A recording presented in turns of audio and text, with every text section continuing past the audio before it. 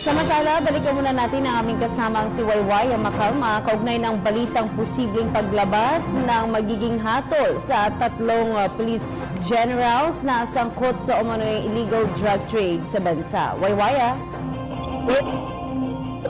Ang Bansang Komisyon ng Pulisya ukol sa kanilang ginagawang investigasyon sa tatlong tinaguriang narco generals ng Philippine National Police. Ito ay sina Police Director Joel Pagdilaw at ang dalawang Chief Superintendents Edgardo Pino at Bernardo Diaz.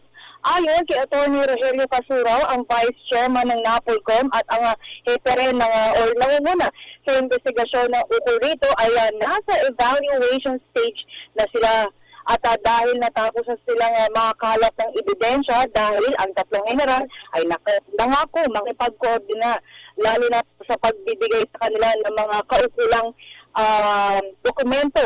Nibigay na din ng nila ang kanilang mga salin at posible din ngayong linggo ay makapagbigay na sila ng resulta kung may probable cause na kasuhan ang tatlong general. Pero maaaring administrative case lamang ang maaaring ipataw sa kanila dahil hindi sila ang ahensya na magsampa ng criminal case laban sa tatlong general. Pero maaaring sila magrekomenda sa tamang ahensya. Kaya naman kung administrative case lamang ang kanilang gagawin ay posible nga kung patawan sila ng NAPOLCOM ng administrative case ay posible nga matanggal na sila sa serbisyo at kanila ding irekomenda na hindi na sila maaaring makapagserbisyo sa bayan o kumuha ng anumang post sa gobyerno.